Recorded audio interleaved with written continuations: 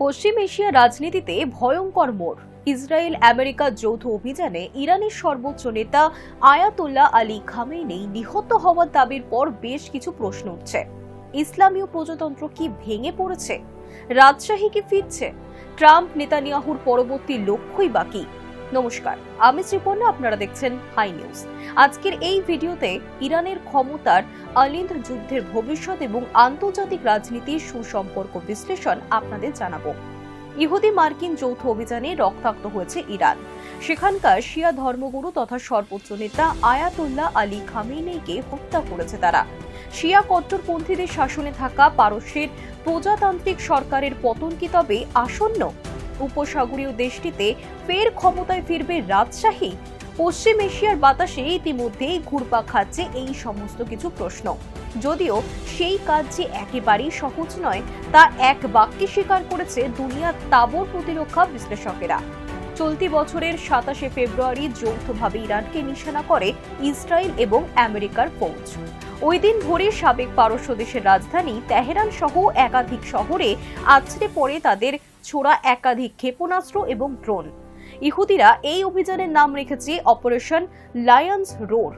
অন্যদিকে আমেরিকার আক্রমণের পোশাকি নাম অপারেশন এপিক ফিউরি বা মহাকাব্যিক ক্রোধ। অভিযানে প্রাণ হারিয়েছেন খামেনি সহ তার পরিবারের সদস্যরা। ইসরায়েলি গণমাধ্যমগুলির প্রতিবেদন অনুযায়ী 28 ফেব্রুয়ারি গভীর রাতে খামেনি হত্যার খবর জানিয়ে বিবৃতি দেন ইহুদি প্রধানমন্ত্রী বেঞ্জামিন নেতানিয়াহু। জানা যায়, ইরানি সর্বোচ্চ নেতার মৃতদেহের ছবি দেখানো হয়েছে মার্কিন প্রেসিডেন্ট ডোনাল্ড ট্রাম্পকে। তবে তারপরই তেহরানে ইসলামীয় প্রজাতন্ত্রের পতন শুধু সময়ের অপেক্ষা বলে পশ্চিম এশিয়া জুড়ে তীব্র হয়েছে জল্পনা। যদিও প্রতিরক্ষা বিশ্লেষকদের দাবি, সেটা করতে হলে পারস্য উপসাগরের কোলের দেশটিতে ক্ষমতায় শীর্ষে থাকা অন্তত 10 জন নেতাকে সরাতে হবে ইহুদি এবং আমেরিকানদের। আর এই ব্যাপারে একটি বিস্তারিত প্রতিবেদন প্রকাশ করেছে জেরুজালেম পোস্ট। ইহুদি সংবাদ মাধ্যমটির দাবি, ইরানে ক্ষমতার ভরকেন্দ্র যে 10 নেতার মধ্যে ঘুরপাক খাচ্ছে তাদের মধ্যে 5 জনকে হত্যা করা গিয়েছে। বাকিদেরও শেষ করতে মোসাদ যে মরিয়া চেষ্টা চালাচ্ছে তাতে কোনো সন্দেহ নেই। শুধু তাই নয়, ইসরায়েলি গুপ্তচর সংস্থার হিট লিস্টে রয়েছে তেহরানের 1 ডজন সেনা কমান্ডার। তাদের উড়িয়ে দেওয়ার নীল নকশা তৈরি করে ফেলেছেও তারা। বিশেষজ্ঞদের দাবি, ইরানের উপর সম্পূর্ণ নিয়ন্ত্রণ পেতে ইহুদি এবং মার্কিন সেনাকে পরবর্তী ধাপে সরাতে হবে মাসুদ পেজেশকিয়ানদের। 2024 সালের প্রেসিডেন্ট পদে নির্বাচিত হন তিনি। খামেনির মতোই পদ্মার আড়ালে থেকে গাজার হামাস, লেবাননের হিজবুল্লাহ এবং ইয়েমেনের ইহুতির মতো পশ্চিম এশিয়ার প্যালেস্তাইনপন্থী বিদ্রোহীদের মদত দিয়ে গিয়েছেন তিনি। পাশাপাশি সর্বোচ্চ নেতার নিয়ন্ত্রণে থাকা পারস্যের আধা সেনা ইসলামিক রেভলিউশনারি গার্ড কোরের কমান্ডারেরা যথেষ্ট মান্য করেছেন তাকে। 27 তারিখের অভিযানে খামেনির মতো পেজেশকিয়ানকেও পৃথিবী থেকে সরিয়ে দেওয়ার মরিয়া চেষ্টা করেছিল ইসরায়েল এবং আমেরিকার যৌথ বাহিনী। উত্তর তেহরানে তার কার্যালয় এবং বাসস্থান লক্ষ্য করে হামলা চালিয়েছে তারা। ইরানি গণমাধ্যমগুলি জানিয়েছে, ওই 2 জায়গায় আছড়ে পড়ে অন্তত 7টি ক্ষেপণাস্ত্র। ফলে চোখের নিমেষে ধ্বংসস্তূপে পরিণত হয় গোটা এলাকা। পারস্যের প্রেসিডেন্ট অবশ্য ওই সময় সেখানে ছিলেন না, ফলে প্রাণে বেঁচে যান তিনি। আপাতত তাকে গোপন জায়গায় নিয়ে যাওয়া হয়েছে বলে জানা গিয়েছে। পেজেশকিয়ানের দ্বিতীয় শক্তি হচ্ছে আন্তর্জাতিক সম্পর্ক। রুশ প্রেসিডেন্ট ভ্লাদিমির পুতিনের সঙ্গে ঘনিষ্ঠতা রয়েছে তার। খামেনির মতো তিনিও চান পরমাণু শক্তিধর রাষ্ট্রে পরিণত হোক ইরান, আর তাই কুর্সিতে বসে ইউরেনিয়াম সমৃদ্ধকরণে জোর দিয়েছেন মাসুদ। তাছাড়া গত কয়েক বছর ধরেই পরমাণু প্রতিরক্ষা বিজ্ঞানীদের নিরাপত্তায় জোর দিতে দেখা গিয়েছে তাকে। আইআরজিসির হাইপারসনিক ক্ষেপণাস্ত্রের বহন বৃদ্ধিতেও রয়েছে তার হাত যশ।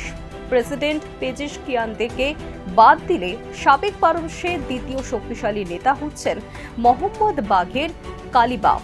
ইরানি পার্লামেন্ট মজলিসের অধ্যক্ষ বা স্পিকার পদে রয়েছেন তিনি। পাশাপাশি যুদ্ধকালীন পরিস্থিতিতে শিয়া ফৌজের কমান্ডারদের ডেপুটি হিসেবে কাজ করার অভিজ্ঞতাও রয়েছে তার। খামেনির মৃত্যুর পর ইসরায়েল এবং আমেরিকাকে চরম হুঁশিয়ারি দিয়েছেন।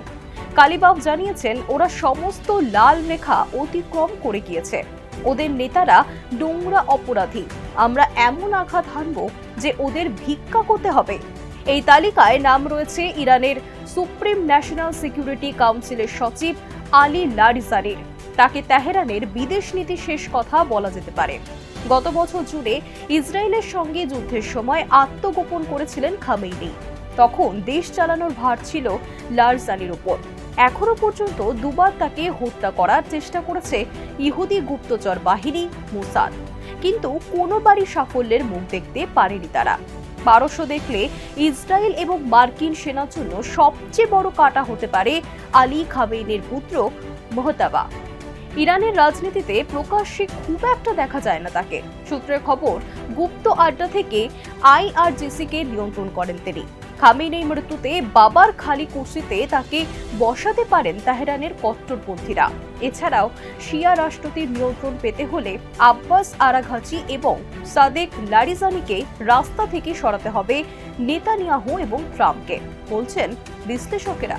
বর্তমানে ইরানের বিদেশমন্ত্রীর পদে রয়েছে আব্বাস আরাঘচি। অন্যদিকে এক্সপিডিয়েন্সি ডিসকান্টমেন্ট কাউন্সিলের প্রধানের দায়িত্বভার সামলাচ্ছেন লারিজানি। 27 তারিখে হামলার ইরানি প্রতিরক্ষা মন্ত্রী আমিন নাসির জাহিদের মৃত্যু হয়েছে বলে দাবি করেছে ইসরায়েল, যদিও তার মৃতদেহের কোনো হদিশ এখনো পাওয়া যায়নি। এছাড়াও নিহতের তালিকায় মোহাম্মদ পাকপুরের নাম রেখেছে জেরুজালেম পোস্ট।